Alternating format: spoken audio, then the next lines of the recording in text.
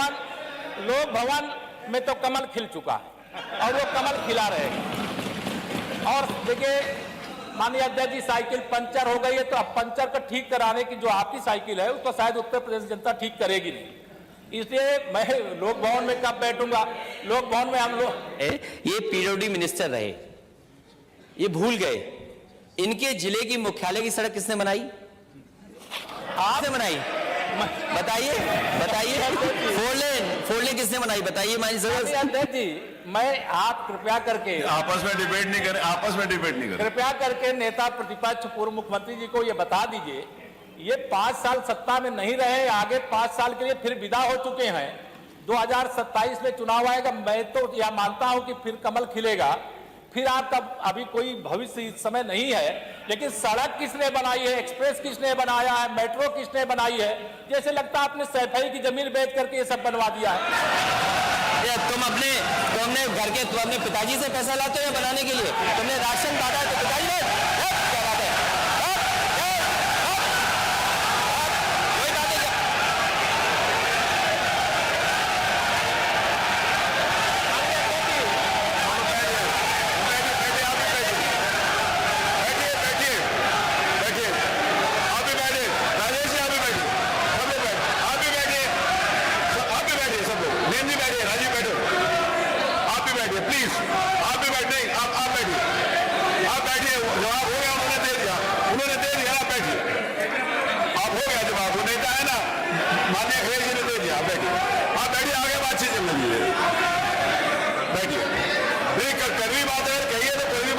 दोनों बात आपने भी कड़वी बात कही, उन्होंने सुनी, उन्होंने कड़वी बात की, आप सुनिए। बैठिए बैठिए मनीष जी, मनीष सिंह जी बैठिए,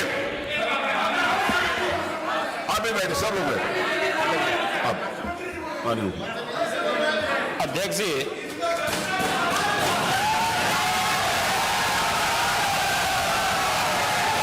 एक घंटे से अधिक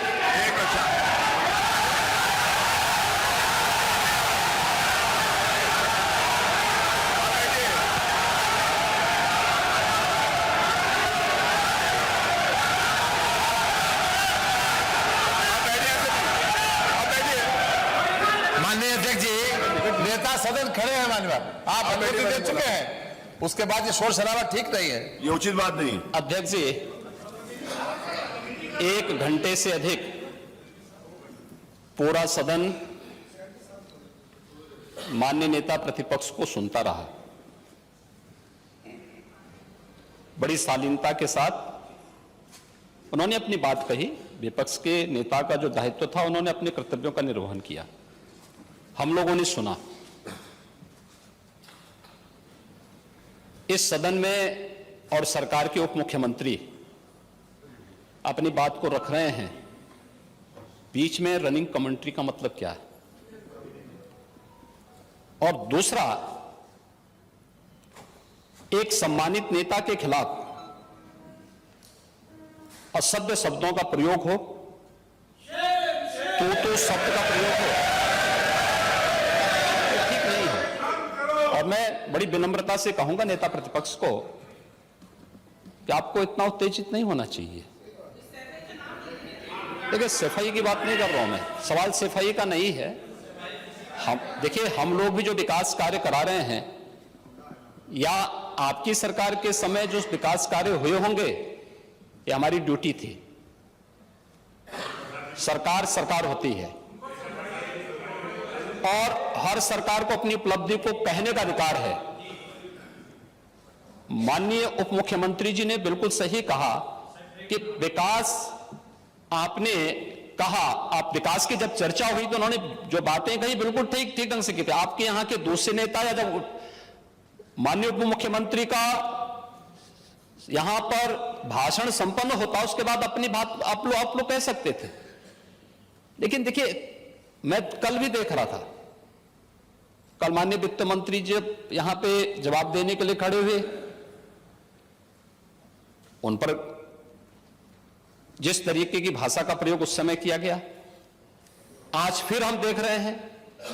देखिए, लोकतंत्र में हर सदस्य को सदन में अपनी बात रखने का पूरा अधिकार है। और अगर आप कहेंगे तो कैसे इस बात की अपेक्षा रखते हैं कि इस पार से उसका जवाब नहीं मिलेगा?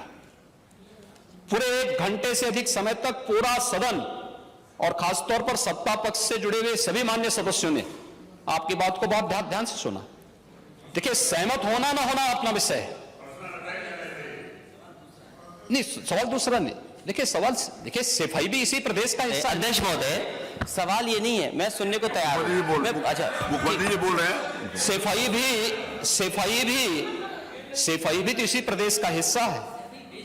नहीं सफाई, देखिए भाषा आप उसको बाद में बोल सकते हैं। देखिए हमारी सहमति असहमति हो सकती है, देखिए हमारी असहमति असहमति हो सकती है किसी बात पर, हम बाद में इस बात को करेक्शन करा सकते हैं, लेकिन तो मैंने शब्द का प्रयोग नहीं किया जाना चाहिए और किसी भी असभ्य भाषा का प्रयोग नहीं होना चाहिए। और मैं माननीय अध्यक्ष जी से अनुरोध करूंगा कि अगर इस प्रकार की शब्दावली प्रोसीडिंग का हिस्सा बनी है तो कृपया उसको हटवा दें, क्योंकि यह गलत परंपरा होगी और मैसेज का देश के अंदर खराब जाएगा। हमें हमेशा इस बात को ध्यान में रखना होगा, सदन की मर्यादा का ध्यान हर हाल में बनाए रखना होगा। दूसरा, जब एक सदस्य बोल रहा हो तो सदस्य के बीच में, और खासतौर पर उप मुख्यमंत्री बोल रहे हो, तो बीच में रनिंग कमेंट्री करना, बीच में धमकी देना, ये चीजें ठीक नहीं है और मुझे लगता है सदन की मर्यादाएं इससे आहत होती हैं। कोई भी इसको नहीं स्वीकार करेगा और मैं विनम्रता से कहूंगा माननीय नेता प्रतिपक्ष को, उनका सम्मान है, वे सबसे बड़े विपक्षी दल के नेता हैं और मुझे लगता है कि इस मर्यादा की अपेक्षा केवल सत्ता पक्ष से ही न करें, विपक्ष भी उस मर्यादा का पालन करेगा तो दोनों का सम्मान बना रहेगा और यह सम्मान दोनों का बना रहे। देखिए सहमति और सहमति लोकतंत्र की ताकत है, या आवश्यक नहीं, हम ये नहीं कहते हमारी बात से सहमत हूं, या मैं ये भी नहीं कह सकता कि मैं आपकी बात से सहमत हूं। जब मेरी बारी आएगी, मैंने तो पूरे 1 घंटे तक आपकी बात को सुना, मेरी बारी जब मेरे दल की ओर से मेरी बारी लगाई जाएगी, मैं उस दिन अपनी बात को यहां पे रखूंगा।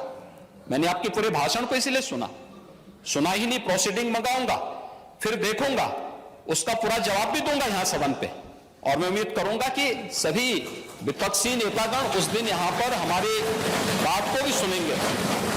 लेकिन डाउनलोड करें अमर उजाला ऐप और पाएं खबरें लगातार। अगर आप ये वीडियो YouTube पर देख रहे हैं तो हमारे चैनल को सब्सक्राइब करें और बेल आइकन को दबाना ना भूलें। अगर आप Facebook पर ये वीडियो देख रहे हैं तो हमारे पेज को लाइक करें।